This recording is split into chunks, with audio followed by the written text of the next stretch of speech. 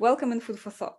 Today is round two of our conversation about friendship, and we dive deeper into why some friendships work out and other friendships don't. My guests are Ezra from Mad Gleams. Please check out his YouTube channel and Spotify, and Nerdalliun Plebz. Please check out his YouTube channel and Spotify. I will provide the links below. Well, let's get to it. One of the reasons why some friendships work out and others don't could be compatible and incompatible needs of people. So I guess with it needs to be compatible. It's no use if both people have the same needs and neither have the ability to meet each other's needs. So it's not just about the needs per se, but also about I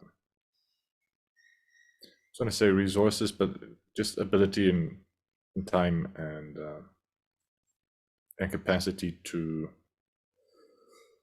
meet each other's needs. Those needs can be different things. So if someone has a big need for a friend who's a good listener, like a shoulder to cry on or whatever, and another person is good for a lot of things, but really uncomfortable listening to sad stories and comforting people who are sad, then yeah, that may be a bit of a problem for those two people to try to be friends. Because and then the other way, the person who's then unable to be a good listener when the other one needs a shoulder to cry on, may actually have their needs met and may be quite happy with the friendship, and it ends up not working because for one of the friends their needs aren't being met, and that could be quite sad for the person whose needs was being met. Like, first off, my mind kind of sticks on needs. Like, it wants to define needs. It wants to be like, perhaps these are your needs for the relationship to be satisfying for you. But like, I guess to me, I'm a little skeptical of if they're always needs. Like, maybe I think people's needs are fairly similar, but our desires can be like, very different. So we're talking like colloquially or something like, what I need right now is XYZ. Like, I take that with a grain of salt because perhaps, I don't know what I need, but there's something I want, and I can be like, this is what I need from this relationship for it to be, good by, my own evaluation or something like that. And then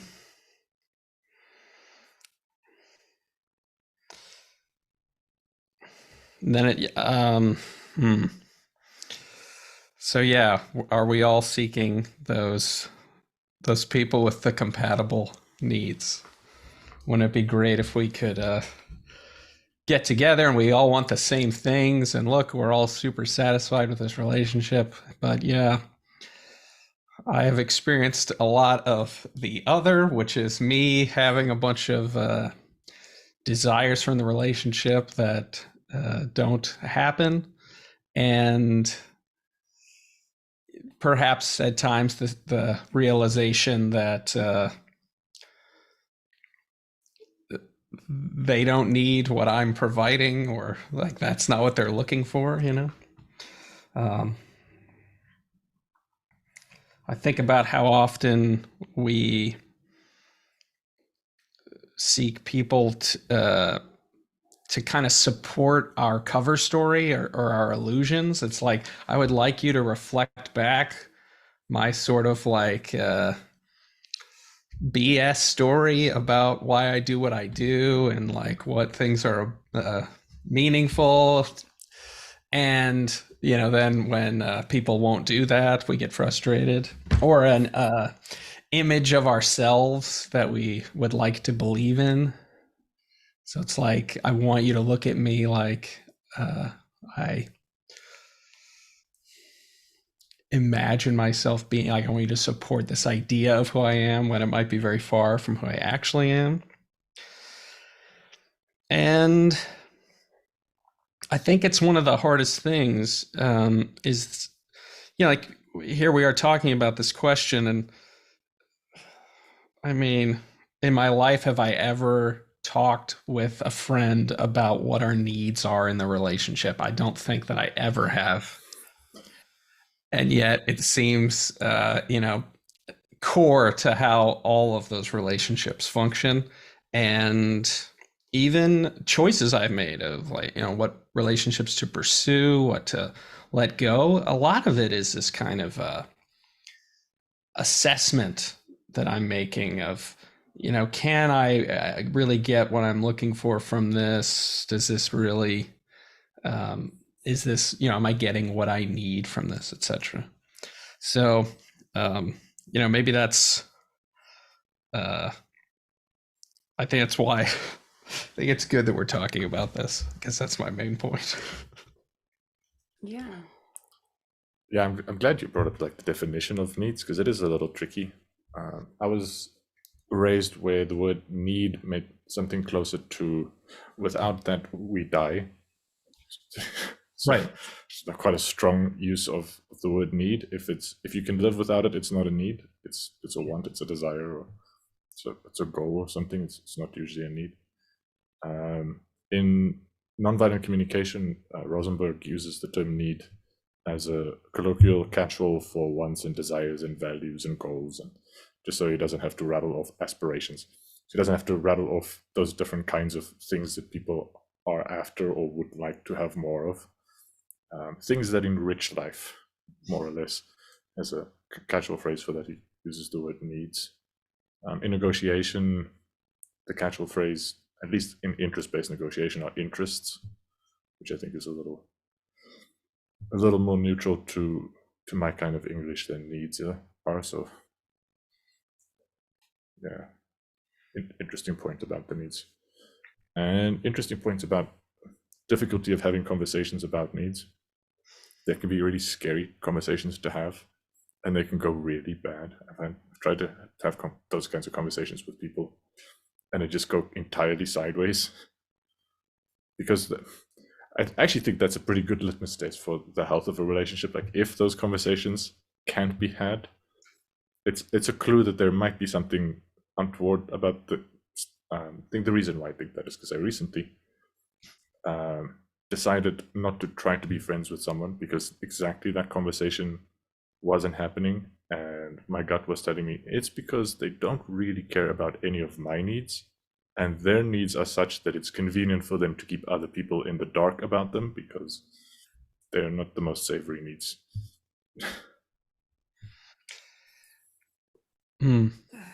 That's interesting. That makes me think about how one of the big risks is, like, is somebody just trying to kind of game me? Are they kind of like a free rider where it's like they're trying to get something for nothing, and it's like that's such like a common thing. It's such an interesting thing. I think people cannot even realize that that's how they're working. But like, you start to get a whiff of that pattern, and it's like, for me, it's like, alarm bells sound or something, and it's like, yeah, I don't know about this. Yeah. For a long time, I've had a pet peeve with the notion of unconditional love, because that's like this religious, spiritual thing that people use to get stuff for nothing from out of other people. Love me unconditionally. What does that mean? That means you love me and I don't love you back. I give you nothing back, but you love me unconditionally. Well, yeah, and that makes me think of the needs again, and how somebody can come at you with like their needs and treat you as if these are, I'll die if you don't give it to me. Like, as if it's like, you're doing a violence to me by not giving me whatever I want. There could be this kind of like attitude, and it's very easy to see oneself as like a victim if you conflate these terms of like your needs versus desires, and you start to act like, I'll die if you don't, agree with me or something. I kind of think needs change over time.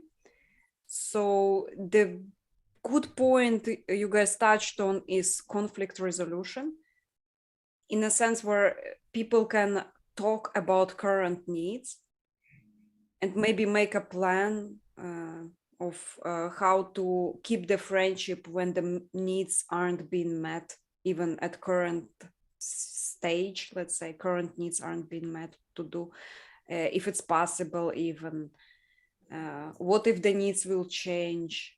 Like it's kind of this sort of social contract that people go into. I do believe in order for the friendship to work out, even if the needs are incompatible, conversation is important in order to keep the friendship. If you are two people who are compatible in all ways, in all other ways, like you can have a great conversation, but your personal life needs aren't met through each other's friendship, how do you keep the friendship then?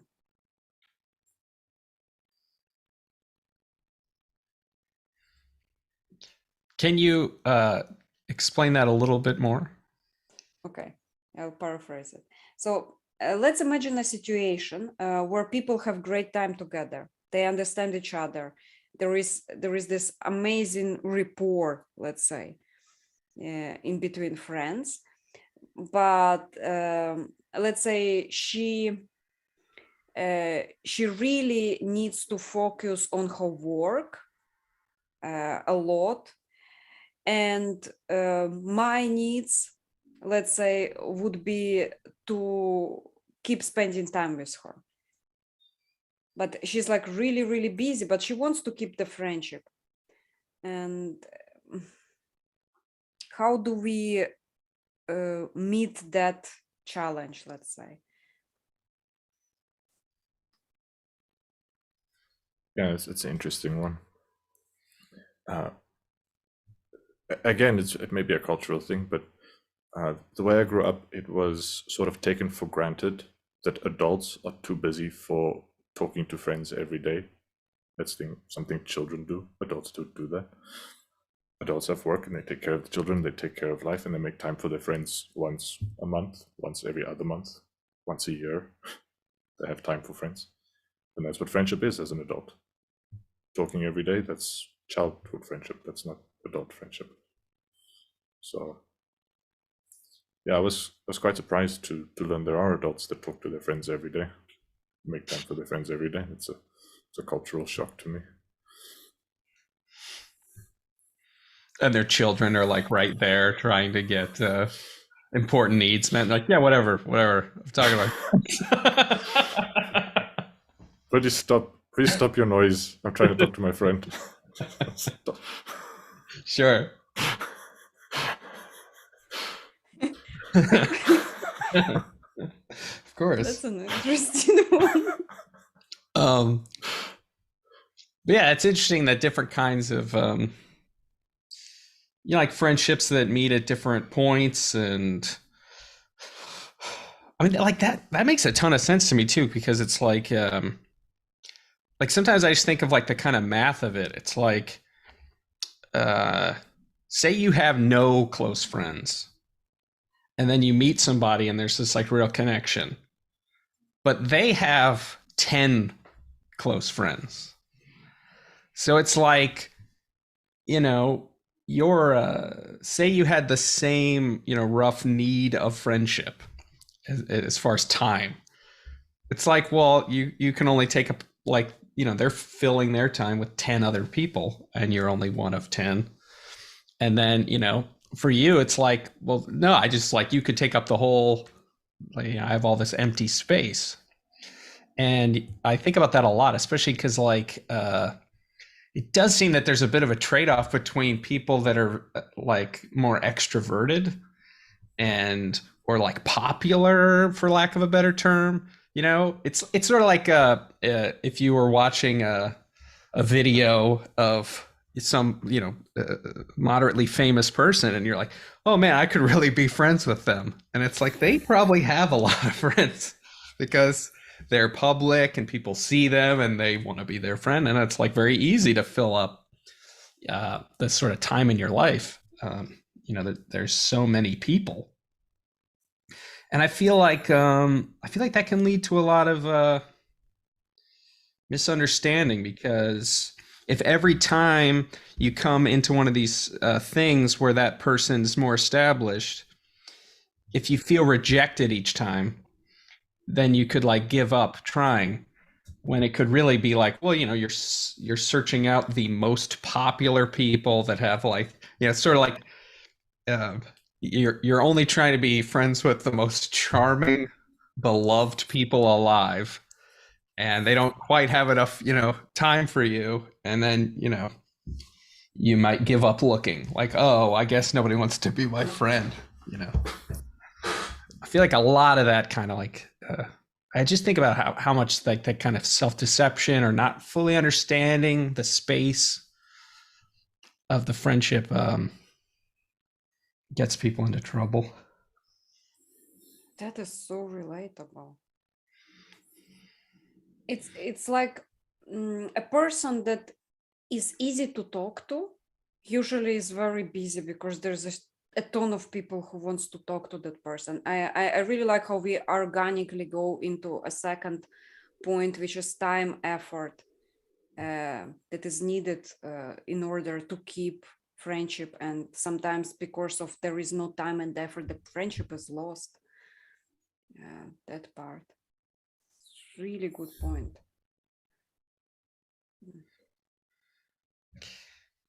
Again, it's like a hard negotiation, maybe, where like, I suspect that I've met people where we could have been maybe much closer friends than any friend they had or any friend I had. But how do we ever get to the point where we realize that if we sort of have enough friends already? Right? And it's like can be hard to like beginning stages of friendships, I think are pretty confusing,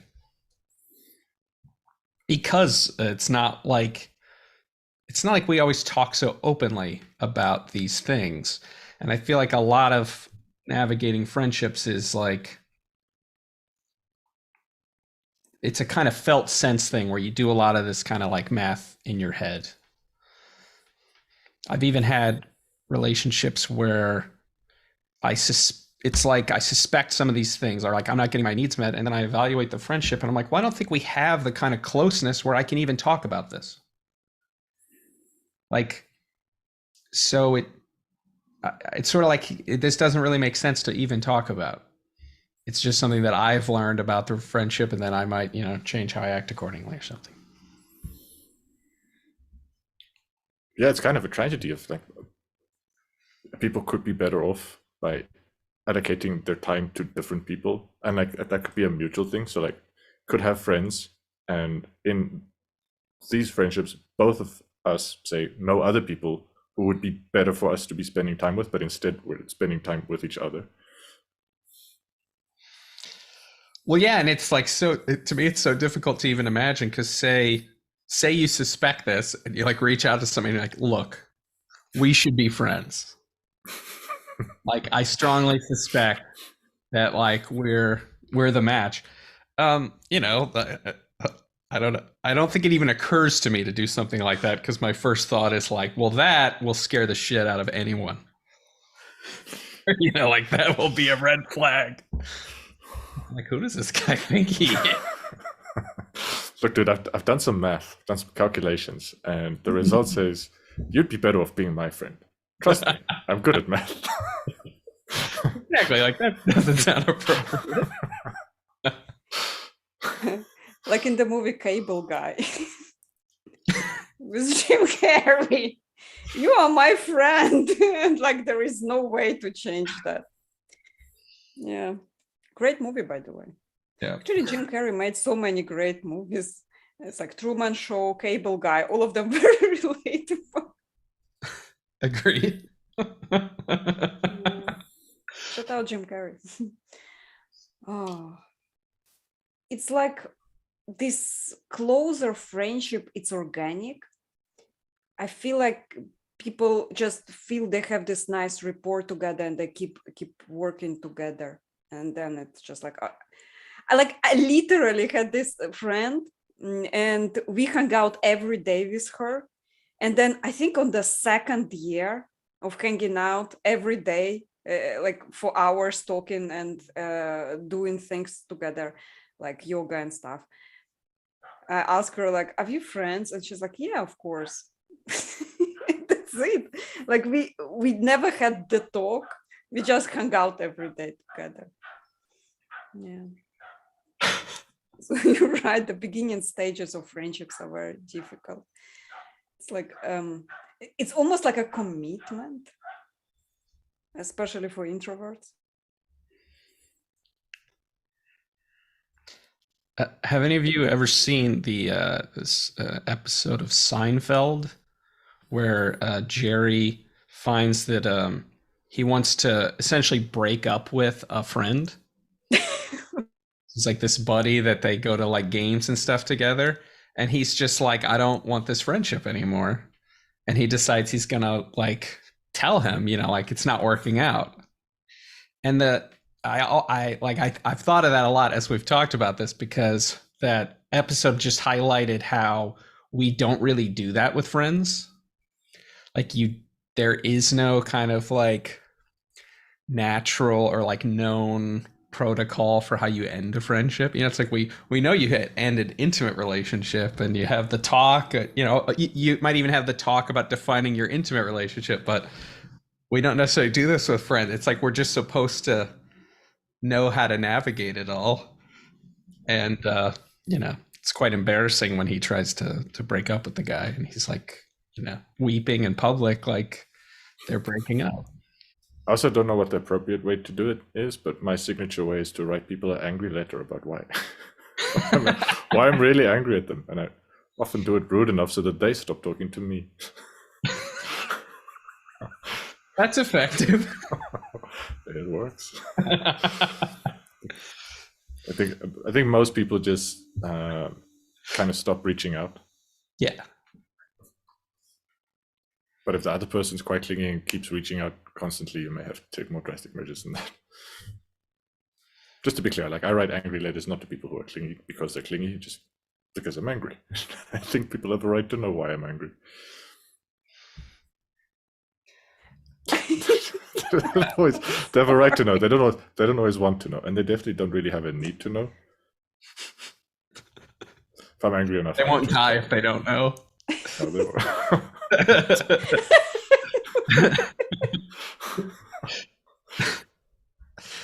Right on. Actually, to be honest, in the case of one friendship that actually never ended in a proper talk, I was just coming for my usual advice, and the guy was just like, "No, I will not be in your life," but without letting me know. So I would write and get no response. I wish I got an angry letter. I was like, "Please, can you please just write why the friendship isn't working out? Like anything, so that I kind of put a dot in it and like move on." I do believe there should be a protocol to end the friendship that doesn't work out. Like literally. My vote's for angry letters. That's it.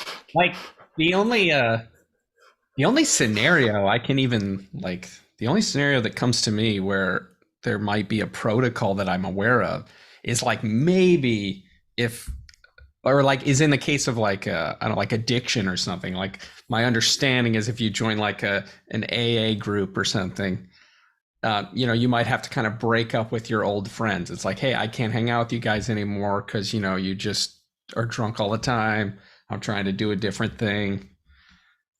And there's like somebody came up with some protocol of how this should be done or something, but like apart from that, and then like what if you want to have that conversation, but it's not like you guys are like, I'm trying to get off drugs. It's just like, I'm trying to, like, grow as a person, and you guys seem to be about the opposite of that. So I don't want to be here anymore. Oh, Which could even help them to hear, right? Maybe that's the wake up call that they're waiting for. But if it were me, I probably wouldn't do that, because like, I don't feel it's on me or something. So it's just like, It's not, but there is a pleasure to be had to be had in finding a clever way to tell people that I'm about growth and you guys seem to be about the opposite of that. Like, coming up with things like that can be fun. And then saying it to someone who deserves to have their feelings hurt can also be fun.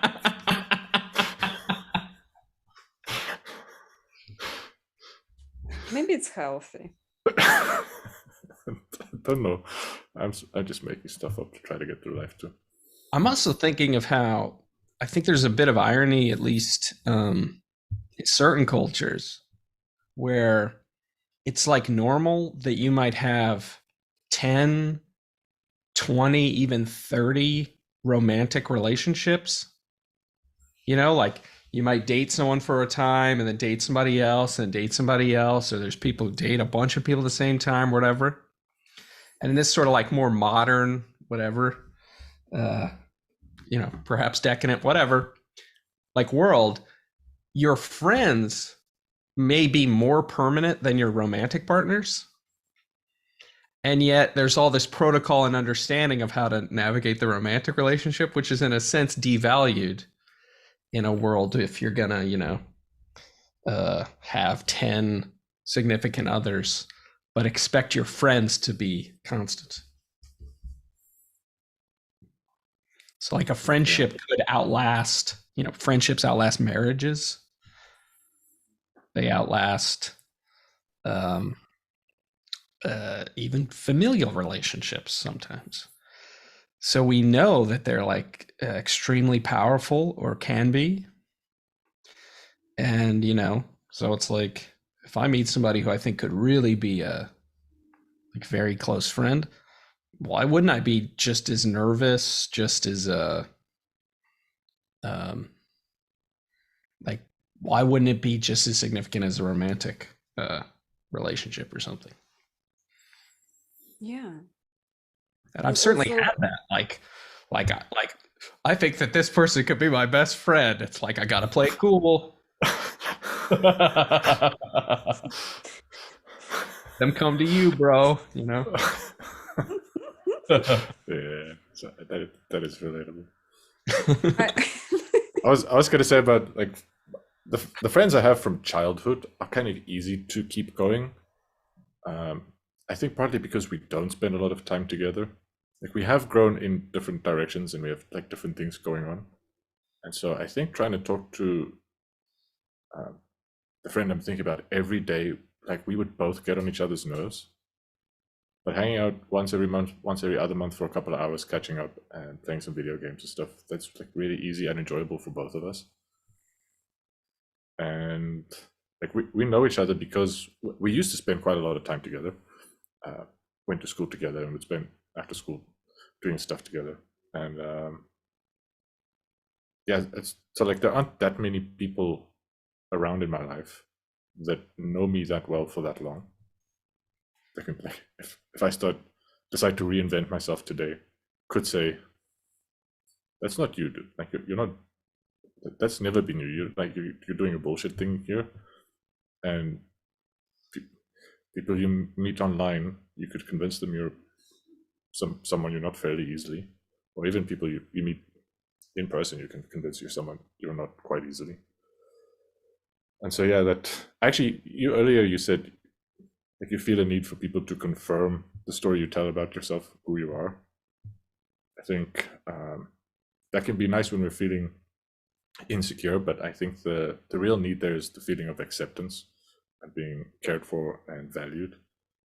And oftentimes the stories we tell ourselves of the kind of person we are in order to present ourselves as the kind of person who's like worthy of being accepted and loved and appreciated. Whereas like, probably the person we really are is also worthy of being loved and appreciated and accepted. And so there are some people who can say, no, that's not you, dude. Like, I know who you are and I love that guy. Stop being like this douchebag you're pretending to be is not on. Like, if you're gonna pretend to be something, at least pretend to be something better than you are, not this crap. Oh yeah, yeah. This makes me think of like how, in some ways, I think like the deepest connection you can have with another person is to sort of like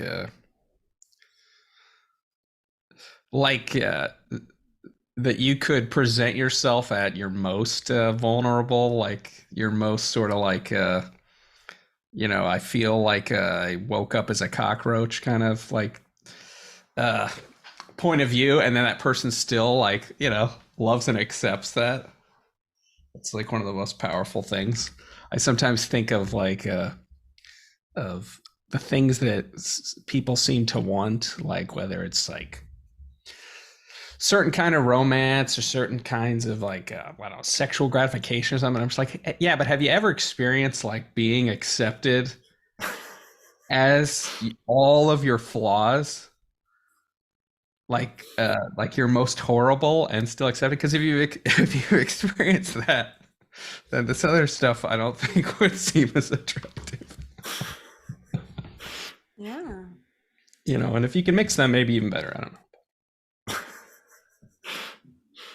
Oh, imagine a friend that you kind of expose all of your flaws, and then the friend is like, those aren't flaws. It's okay. Like, it's like, I don't know, half of the people I know have the same thing. You just did not know. It's okay. It's like, and actually we'll go one step beyond accepting your flaws by actually like relating to you somehow. That one is even beyond that. Like, in it, okay. And there could even be a spectrum where it goes too far, and it's like, no, those are the good things about you. Like, that's awesome. It goes too far. Like, that way and you're in like, which I you're don't think toxic they and are. and abusive to your colleagues. That's really cool about you.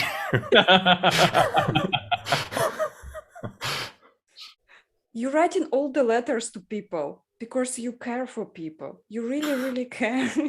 That thing.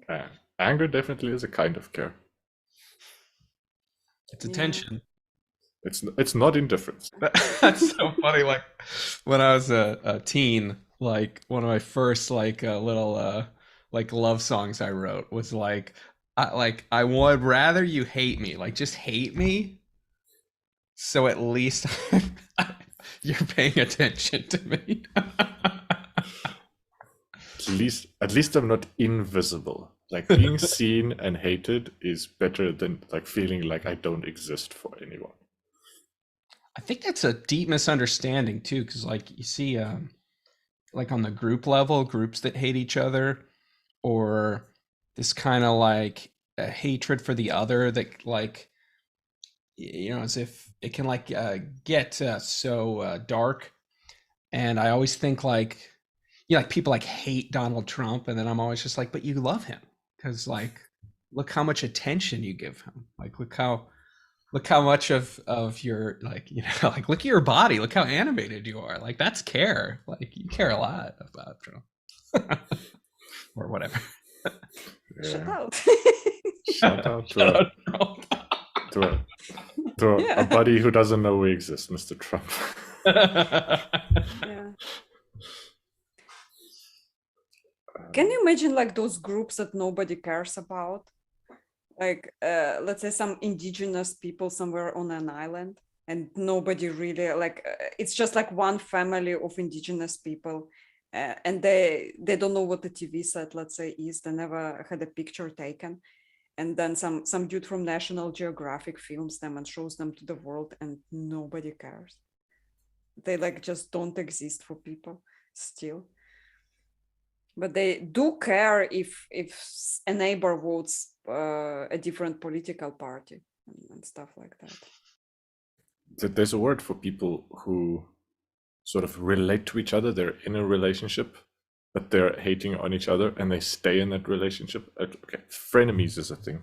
I was just thinking that actually describes a lot of marriages too. But yeah, people caring in a negative way about each other and staying sort of connected, like staying in that hatred is a thing. I was thinking that perhaps that's even a kind of loneliness, is like no one's mad at me. I've done this bad thing and Aw. nobody Yeah, even got like angry. no one, or like even no one hates me. Like you could be so like, maybe we don't think of that as like, oh man, I wish somebody hated me. But then you see like the behavior of trolls and the behavior of like certain, like a lot of behavior of even like the high school bully or something. It's like my experience with like bullies growing up was that like it was like a weird like love relationship that they were trying to have with me or something. And They like really wanted your attention. when their victims take up all their attention, right? They focus all of their attention on their supposed victims, or whatever, right? And it's like maybe that's some like maybe it's just like a perverse attempt at friendship or something. Yeah, maladaptive attempt Yeah. at intimacy, like a toxic intimacy. And it's often people who've been abused themselves kind of learn, especially by the people who you'd expect them to love them the most. So like the most important people in their lives treat them abusively. And so when they care about someone, they model the behavior they learned from people who, like, if you really care about someone, this is how you treat them abusively. And even like physical abuse is like so intimate because it's physical. So it's like contact. That's like really weird. Like I know that in psychology, if you've been abused, like some of the questions they'll ask you potentially in therapy is, do you have any good feelings about your abuser? Were there any good memories? Because it's often this like there's intimacy tied up in even the worst relationships. And when I see like people online, the most desperate like people almost always are claiming that they have no connection. No one knows they exist. They feel invisible. Whereas trolls often seem, happy having everyone hate them or something. Or have a perverse joy in being hated. I actually know people who have a fighting club or used to have a fighting club when they were lonely, not in relationships. Now all those guys are married. And so I was talking to one of them like, so why do you have a fighting club? So you guys just meet up beating each other up? And yeah. And I said, why? And he said, because like it feels good to be touched. And then I thought it was so sad. It's like, oh, can't you be touched in any other way? And they're like, it's really hard to be touched by another person. Like you cannot, if you're lonely, you cannot make another person touch you, really. And sometimes that's the one that feels just good. Did you ask them if they've ever tried being a young, beautiful woman? No, we haven't tried that. Those are all guys, by the way. So like I could not relate to that. I was like, really? I get too much touch. Yeah. Okay. My whole life is built around protecting myself from unwanted advances. Yeah. So like I'm sorry, like I don't relate, like I don't see a lot of women starting a secret fight club because they need touch. Yeah. Friendships. What makes me think about how like there's so many different kinds of interaction that that like it's like another place where it can be hard to negotiate our different needs because it's like how some people like to debate, like, so say it's not physical fighting, like some people like to even be like vicious, and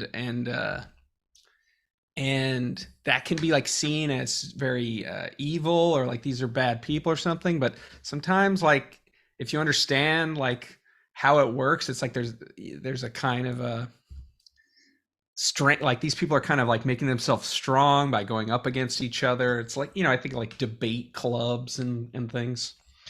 Or there's this film I quite like called Bodied, and it's a film about rappers, battle rappers. So what they do is they rip each other apart in these battle raps, but as like they go deeper and deeper into the art of battle rap, it's like they love each other, and there's this profound respect, and it's almost like martial arts with words. And sometimes I think, like, people can, if you don't like understand, you can think someone's being mean to you or really vicious or hates you, and like that's just, they just have a different they have a different point of view, a different level of what they're willing to, like, go up against or something. Yeah, there are different levels. Like, very common level of that is just playful banter, where usually the insults are fairly mild and nobody's feelings are really getting hurt. It's just funnily jabbing at each other. Yeah, I've had to explain banter to someone who thought I was verbally abusing them with like mild jokes. It was like a really awkward situation. This Yeah. same person who conversation about needs didn't work out. And I think that happens a lot. Like, I find that really relatable, because people have like different tolerances, or if they don't have experience with that, they can misunderstand. And it's like some of the oldest friendships is like, or closest friendship I've had is like where you might be able to be the most abusive to each other, and it's all with love. And there's an irony, and it's like we're kind of strengthening each other and sharpening each other through this like interaction. But yeah, somebody who's like not prepared, like they take it to heart, or they think that they could just have a completely different set of needs at that time. It's like they're perhaps my intuition is that there's a kind of leveled thing, and like, if you haven't gotten the kind of like a certain kind of like love and development, perhaps like in childhood, like you're not going to be prepared, or for that. It's like you haven't established that you have value or matter to anyone, let alone that you matter so much that they can be mean to you and like still love you. And it's That resonates. Like, I was brought up, and my mom was extremely brutally honest with me all the time about even the subjects I was not ready, but she would just like lay the truth out there. And so what I notice is I do kind of lose friendships, like disrespect friendships where people lie to me to protect my feelings. And I do keep friendships where people brutally honest with me.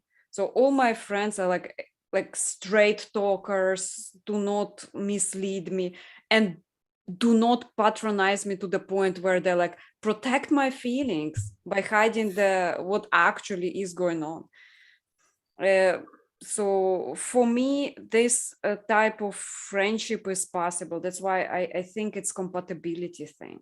But it does come from actually upbringing where honesty is valued a lot. Like, it's not taken, like honesty is associated with deep care and battering. Like, if somebody comes and criticizes me, but like in a way that I actually see is actual care, I take it with gratitude. And for some people, it's not the case. And so... Well, and am I hearing you right that you could even be threatened by someone who's trying too hard to care for your feelings? They seem disingenuous. Yeah. Like, are you just gonna like lie to me? It's like I don't they think I'm too weak. Yeah, it's almost an insult. Yes. my feelings will not be hurt by, I mean, they will be hurt by truth, but I would be like rather knowing the truth. So I'm like very upset. Well, I think that shows how difficult like this negotiation and realization process like is, because like I don't know, maybe it applies to almost like a martial arts or something, like a physical metaphor, because it's like if someone's really strong, then you can hit them very hard. But if someone's very weak and you hit them very hard, like you destroy them. And if you're powerful, then you want to be able to hit people hard and not have to pull all of your punches. Like then you don't get stronger, you know? And I feel like that's a lot of what happens emotionally. It's like if we don't know where we're at on the spectrum, then it's like say something to somebody and it like crushes them, which was completely not intended, you know? And at the same time, if you get a sense of like, oh, I'm hurting them, okay, and then you figure out like where they can play. It's almost like being kids, and like if you had to like play with a younger kid or something, or somebody who's not like up to your level, and then you like have to figure out like, oh, they can't, like they don't want to play like this, or like this isn't how they, you know. But that's like takes time and some experimenting to find that, and I feel like if you're not aware of this, you're going to see a lot of hurt, and you're going to see a lot of malevolence where perhaps there is none. Like perhaps people are trying to be kind to you and you don't even know it. And I really think that's a kind of tragedy that I see play out a lot, where people, you know, like you cannot even know that people care about you and want to help you, because you're so like seeing everything as like threatening to you, you know? Yeah. For a little bit, like that analogy with jiu-jitsu, I thought that was happening with the person that I explained banter to. I thought, all right, just like more sensitive than I'm used to, so we could just tone the banter down, like be more gentle, and then we can play. But even toning it down didn't work out because that wasn't the situation. Maybe I can bring up the personal growth aspect in a way that references what you guys were talking about. That might have to discreetly. Thanks. Yes. Because what's coming up for me is the idea that you know, we've been talking about how like people have different levels of comfort around different things, and it's like I made this allusion to like kind of play fighting or whatever, and how, you know, people who aren't at that level, or they don't, that's not the level that they're interested in or whatever. I'm not trying to like necessarily judge it, but it's like, you know, if you don't like to play at that level, then somebody playing at that level almost is threatening to you. But now I'm thinking about how there's like that's kind of general to general interaction. But a thing that happens a lot is people have these kind of psychological barriers. They have these psychological things or personal things where it's like, you know, maybe they can play really hard until you touch that hot spot. And then it's like, no, we don't play with that like that. We don't go over there ever. And it occurs to me that this is pretty relevant when you think about like what we talked about, like the Vervaekian friend, or a friendship that's built around personal growth, or, you know, mutual development. Because if you have these like we can't go there rules and these hot spots that we might accidentally touch upon, it's hard for me to see how like growth gets more and more difficult as you're less and less willing to explore these things. Like I would love, you know, like I would love with a friend and aspire towards friends who are willing to challenge and push back. But I've had experiences where, you know, not even that I did that to a friend, but where you just get the sense that that's not going to work, that they are not going to go there. Or you start to touch on, you know, you could be talking about yourself oh, I've noticed that I have this problem, and just you talking about it yourself is so threatening that this conversation needs to end for them, you know? So what do you think about that? It can be like that. Like sometimes things that I think are fairly normal people things, like other people can think is taboo. Like so this like enjoying having someone hear my anger in a way that's hurtful is something only about 20 or 30% people I tell that like have any patience for. Like most people are like should stop doing that. But some people consider that like a grievous offense, like all of and yeah, will like reject me as a person for talking about the person I am. So like being honest about some of my own issues that I'm kind of working on. Like, yeah, maybe not perfect, working on it, figuring out like what's the proper way to handle all that stuff. But then for some people, it's like, no, that has to change completely. Otherwise, like you're dead to me. Which is earlier we talked about how nice it can be when you open up vulnerably your flaws about something, someone accepts you. But it can't go the other way. Other people can be like, "Oh, I didn't realize you're an intouchable person that no one should ever be friends with. I'm a back out from you. I'm a leave."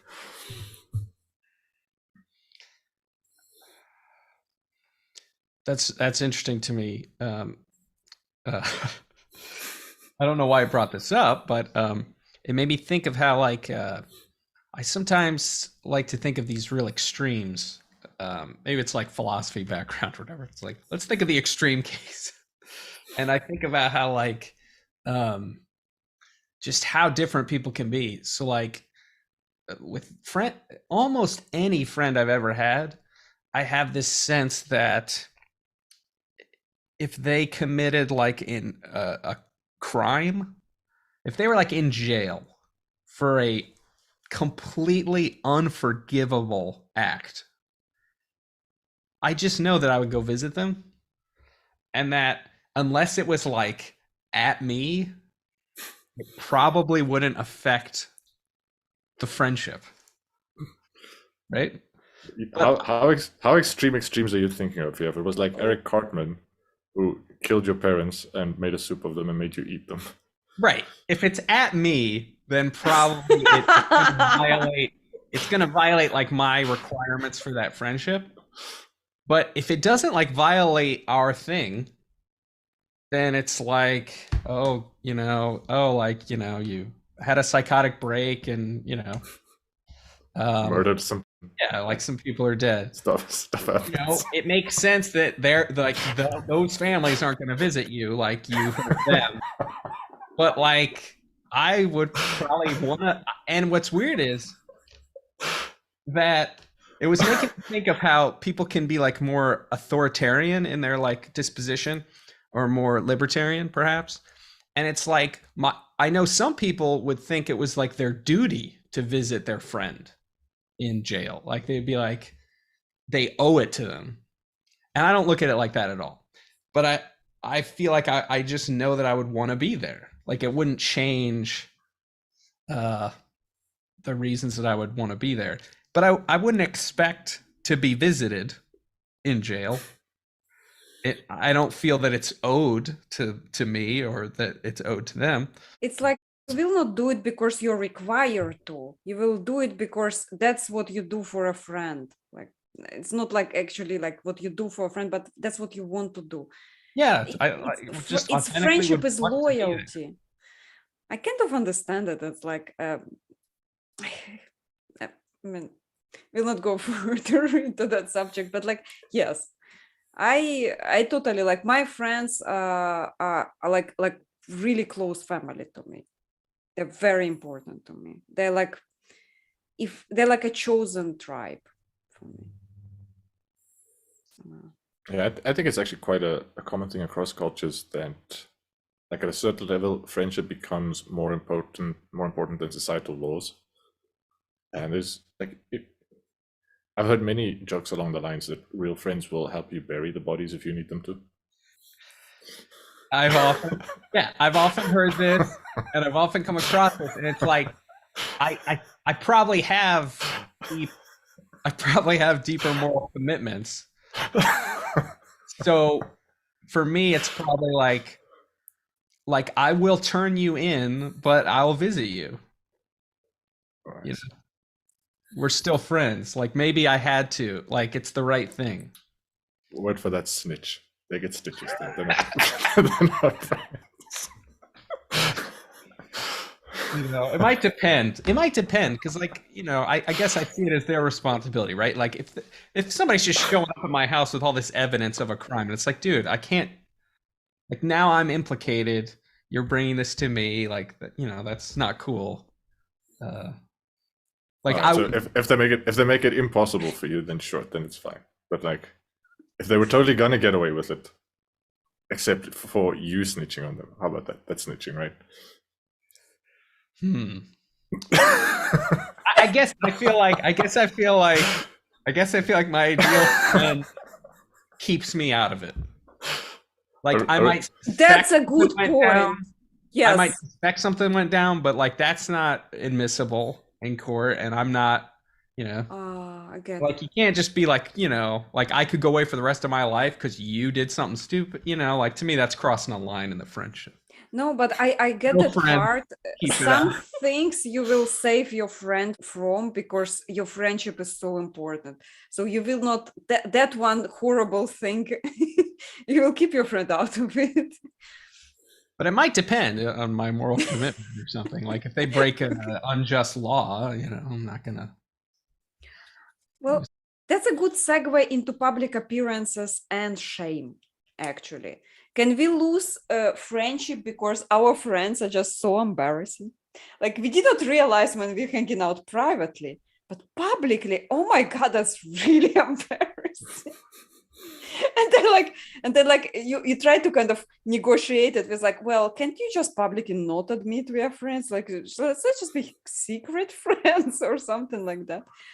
By the way, that never happened to me. I always was proud of my friends, even though that would be super embarrassing. This makes me think of like maybe not personal friendships I've had, but like even just people I have admired. So like, you know, if you admire people who are canceled or who put their foot in their mouth in a massive public way, which has happened to me many times, um, then you know there can be like there could be a feeling of being like betrayed.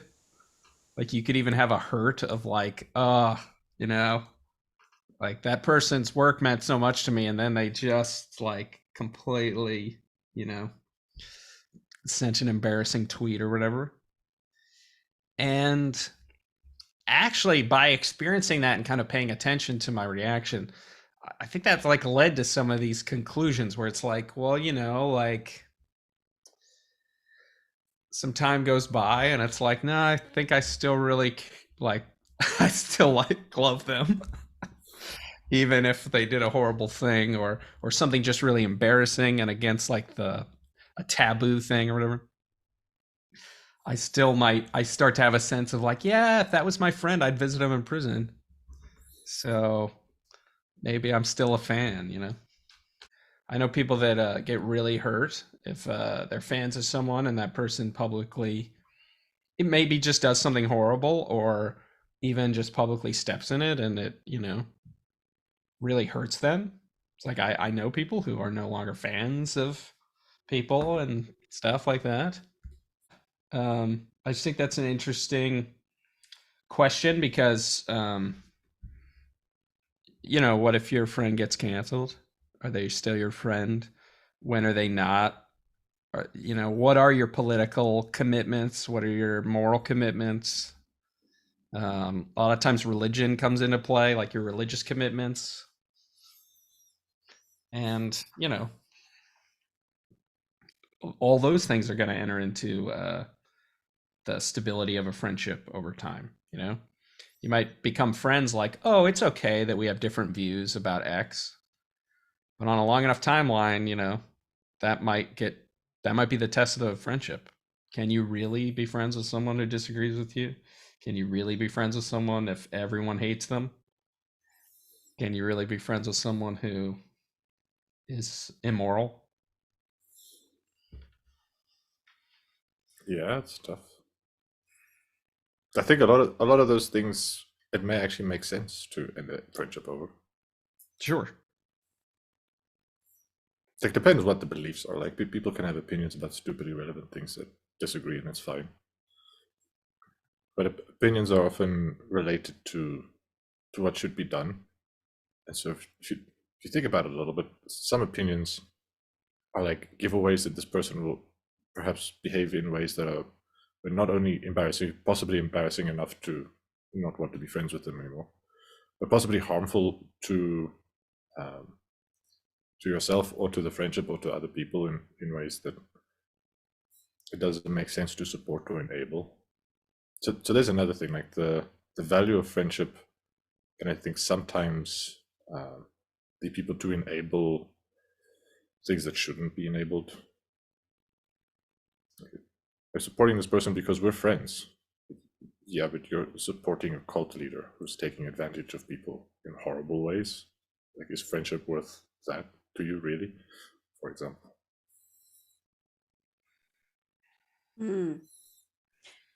I have a question here. Yes. It's related to embarrassment. So it's not necessarily a friend. So I have this buddy of mine, and he is like extremely embarrassing in Twitter.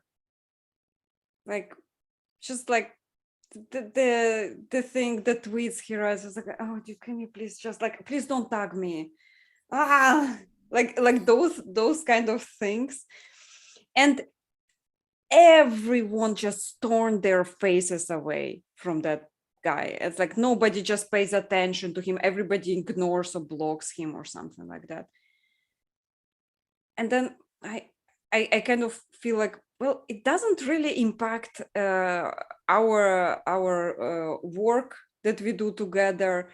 It doesn't really impact the fact that I actually have an opinion that beyond all of those tweets, it's actually a nice person, like with a good heart, like really, really embarrassing, but like really, really good person. And so I had this moral conversation with myself. Well, how much does it hurt me publicly to keep enabling that sort of behavior? Because I did ask, can you please tune it down? And it worked. So the buddy of mine just tuned it down, but it was still kind of embarrassing.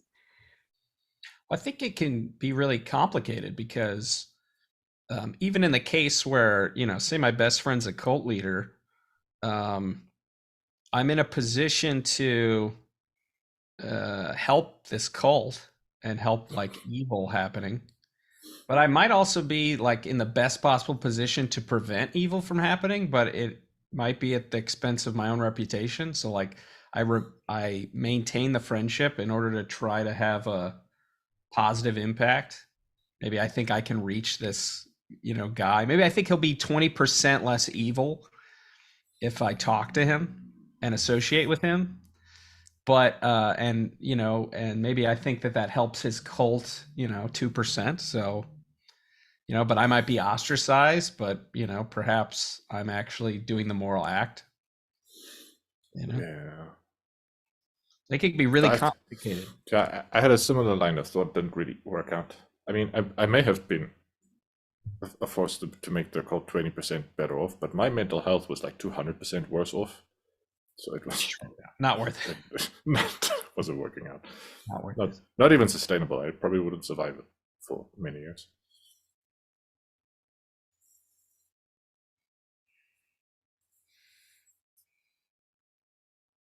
But I think that's interesting that like when we're talking about the public, I feel like these are kind of the relevant questions that come up for me, because it's like a lot of things like a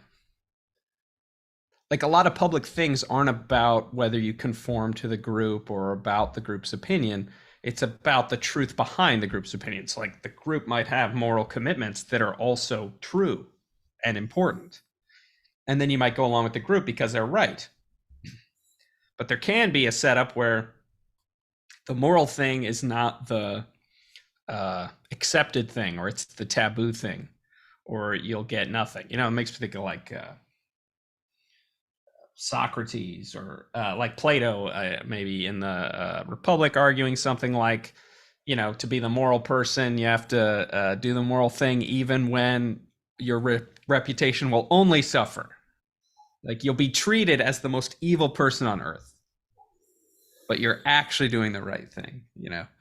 Are you moral enough to do that, to do the right thing even when, But in real life, a lot of times we don't have any idea what the moral thing is. It's very difficult, and I understand that people outsource that. They just are like, well, I'll go with the group. I don't know. So I'll do the popular thing, and Yeah. I'll pretend it's the wise thing because I got so many perspectives from so many people. How could they be wrong? And if you have no idea, like I was even having a conversation recently where somebody was arguing, like, if you're not going to do that work yourself of trying to figure out what's real, then you're probably better off going with the group. And faced with this argument, I was like, well, if you're completely unwilling to do any work at all, yeah, maybe if the only information you have is like a huge group is doing this thing, and your other choice is to do something completely at random or something, then it's better to go with the group. But I was very like leery of this argument because, I'm just thinking like, yeah, but what if, like the group are, off to do a genocide? Like sometimes groups are wrong, even at a mass level and stuff. And even if it's generally true that a big group of people is going to be more moral than an individual or something, it's not, I don't know. I don't think you can actually outsource your, morality onto others. Just be, well, it's the group's responsibility to be moral, People definitely can outsource their morality. It doesn't often work out. But then people also can't really figure out morality by themselves. Yep. Morality is, I think, sufficiently difficult and in some cases intractable so that there's no foolproof way to figure out what's the moral thing to do. Yep. So people kind of do their best. That's a really good point. I like the point that, and I think this is true of many things, like sense making in general. It's like you can't do it alone, and you can't outsource it to the group completely. And you can't even do it together with like Yep. team of people that are trained in how to do magical dialogos and channel divine wisdom. No, it's still not enough. And yeah, that's why I sent around this idea of like non-conformity. So it's like, I'm not a conformist, I'm not anti-conformist, I don't just go against the group. But it's really difficult to be like, what is it to be neither of those? What's like the proper relation between the two? I think that's like a proper word for that, and an understanding for that is just to be a skeptic. Like a lot of people think skeptics are just anti-stuff, like they shoot down stuff. But like more traditionally, more historically, it's like an agnostic, someone who knows they don't know. I don't know if that's true. That's what it means to be skeptical. I don't know if that's true. Maybe true, maybe not. I don't know. I'm skeptical. But I think in American English, skeptical means I think that's not true. I believe that's not true. Which might just be because it was a term taken by a bunch of people who just didn't want to do the work. Like, no, I don't believe in anything. Everybody is wrong. So then what do? I don't need to answer that because I'm scared. What do? I take inspiration from Diogenes. That's what I leave. Oh God. So I'm thinking about things are in our control to help friendship survive, and like the things I came up with is trust, conversation. The trust thing is important. I was a little disappointed that trust didn't make it in the list of things that end friendships. It's a very common one. Like if friends feel betrayed, their trust has been betrayed, that's a big deal breaker for a lot of people and bad enough to end friendships. That's actually a more common reason to end friendships than conflicts of interest or incompatible needs. People can often find ways to organize their lives such that usually conflicts of interest aren't absolute, and that there's no possible way people can be good for each other in a way that's mutually beneficial. There are just some areas in which there's conflict that seems like irresolvable, and then people can make up for those areas with other friends or with family or with their spouses or whatever, and then just kind of stay off that area. So they demarcate some interactions as, all right, we just cannot agree on what music to listen to, so let's not listen to music together, but we're all right to paint together. Stupid example, but kind of thing where people can still be friends even though they have conflicts of interest. But if you really trusted someone and you told them some secrets that are very vulnerable, and then they take advantage and go share those secrets in ways that benefit them at your expense, unlikely to consider that person a friend going forward, most people, if you ever find out. And there are a couple of things like that. People have these core assumptions of things that friends do, and if you grossly violate one of those assumptions, like murder someone's parents, you're not my friend. Like that's not like the act of the violation itself kind of destroys the friendship. And yeah, trust is one of those things where violate people's trust. Don't expect your friendships to last. I think that's overwhelmingly true of romantic relationships too, or marriages. As far as I know, that's like the number one killer of marriages. And I think it's because it's so difficult to overcome. Like probably because it affects us in so many different levels. Like someone you've come to rely on, someone that you really trust, it's almost like part of your makeup of the world is that person. And then if they violate that, it can be like your whole world is questioned. Like it could be extremely destabilizing. Like I think relatable to like a death, like a loss of a loved one. That like level of tragedy or whatever. Yeah, so like when you find out someone is violated, you trust that way. Those core assumptions about friendship, and trust is one of them. There are others, but if you find out someone has violated a core assumption about what friendship even is, if you were close friends, like finding out they violated that means you just found out you don't have a friend that you thought you were mistaken, and so you've just lost a loved one when you find out.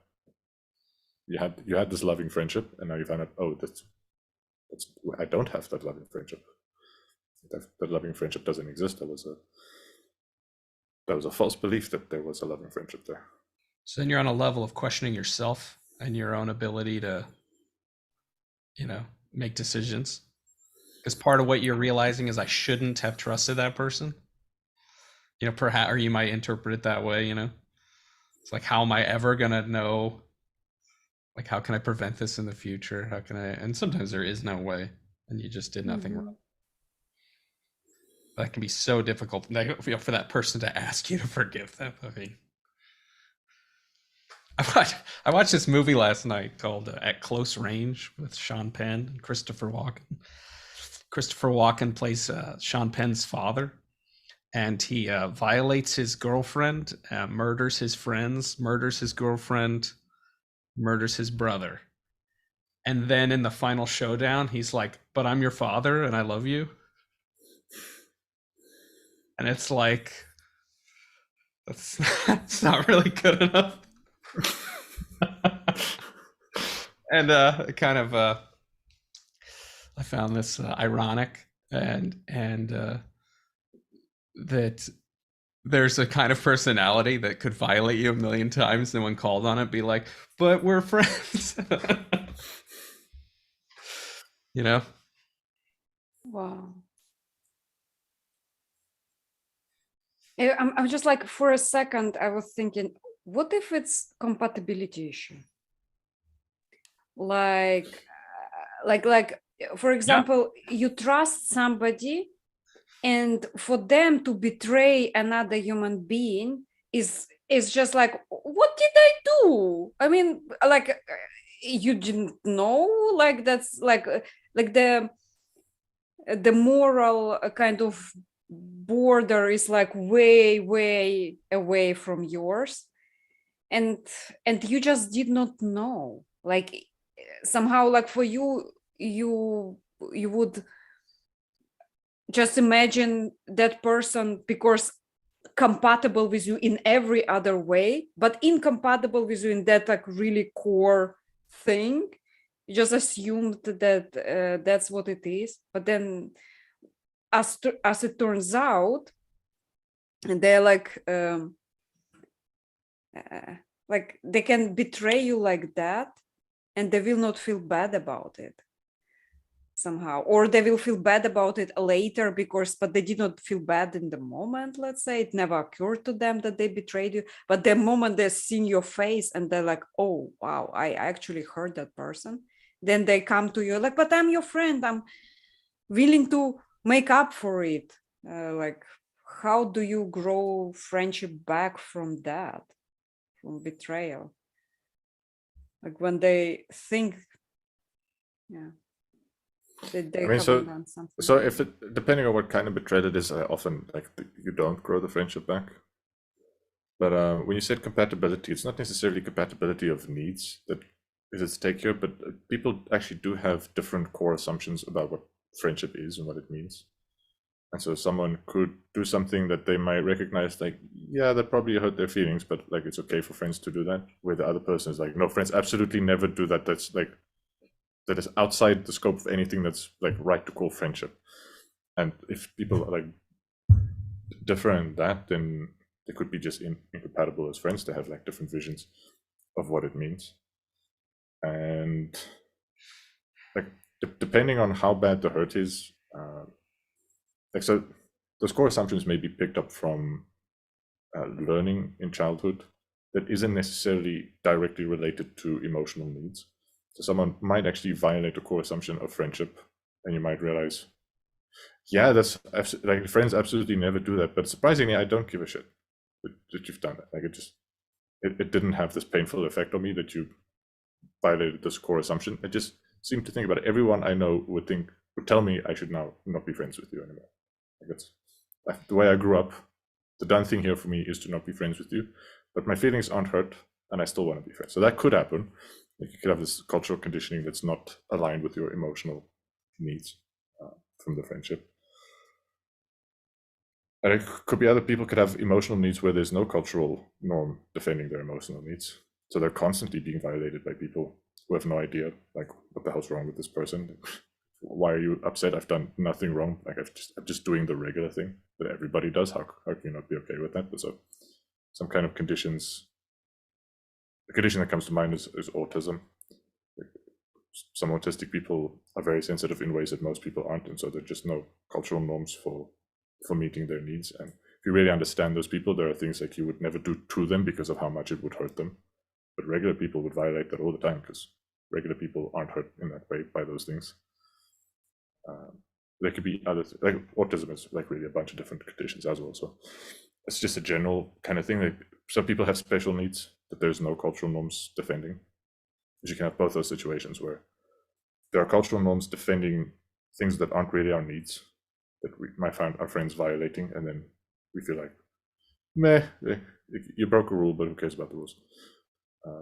And then the other things, like, you didn't break any rule, but like, I'm too hurt to look at you. Like, I can, like, I want to forget you ever existed. Like, that's the only thing I think that can make me feel better now that you've done it. And that person's like, I have done nothing wrong. I've broken 0 rules.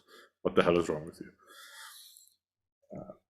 So at that level, I think it's also a bit of a compatibility issue related to needs, also related to these core assumptions that we get from our cultures and our upbringing about what friendship is, and violations of those core assumptions.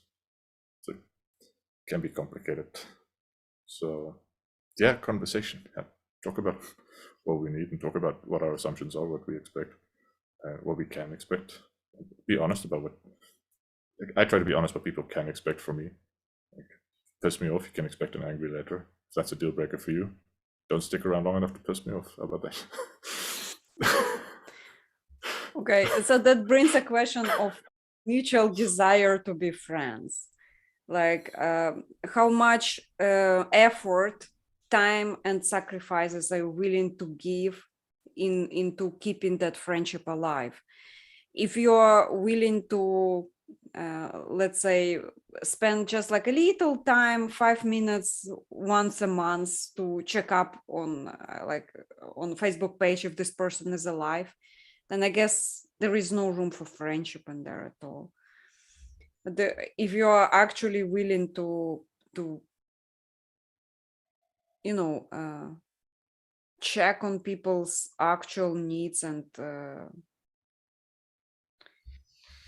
talk to a person, let's say, spend time with people, like how can you be friends with somebody you are not willing to spend time with? So I do believe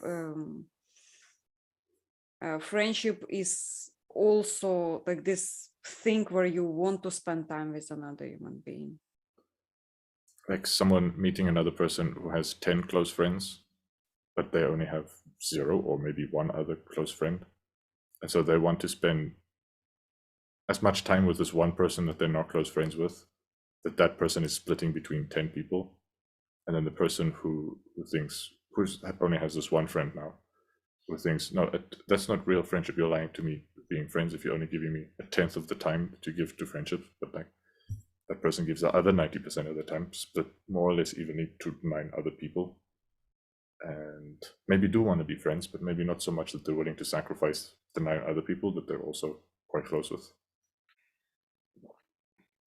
I mean, it's something I think about a lot because personally, like, I'm just not, I didn't like invest in a bunch of friendships, and like I focused on a very few relationships that sort of met all my needs. But now you find like now I kind of find myself as like, well, I'd like to have more friendships and build more friendships. But then you encounter this thing of like, well, if you're this age, people your same age might already have their friends type of thing, and it just becomes more of a sorting problem. I've had people tell me like how do you make friends over 30, or you won't. Or I've heard people, express frustration at, that it's so difficult to make friends. And my intuition is that it's not as hard as they think, but it's that you're not realizing that you're coming up against this thing where people only have so much time and attention, and they might already have allocated it.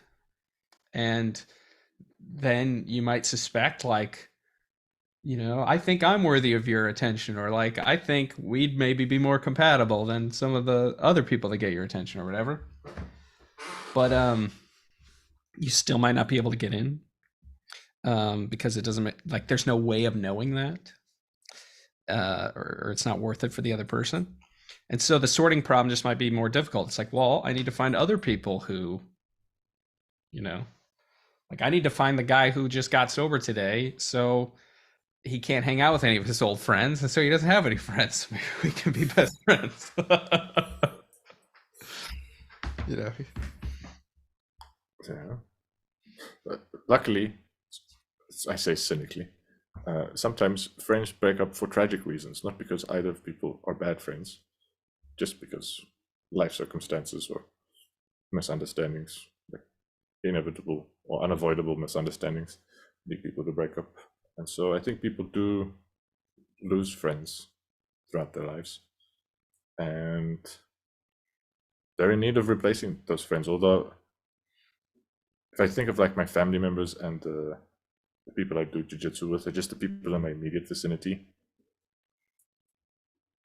I don't think on their priority list is making new friends. It's not a thing they talk about. So like, how are we gonna make new friends, or like, what's your strategy for making new friends? Like the talk work, or the talk, if it's at jiu-jitsu, they'll talk about jiu-jitsu or whatever, but none of them is setting aside time for the project of cultivating and maintaining friendships. Well, that was a fascinating conversation that requires a part 3. It's amazing. And see you in the next Food for Thought. Bye. Thank you both. Thanks, bye-bye.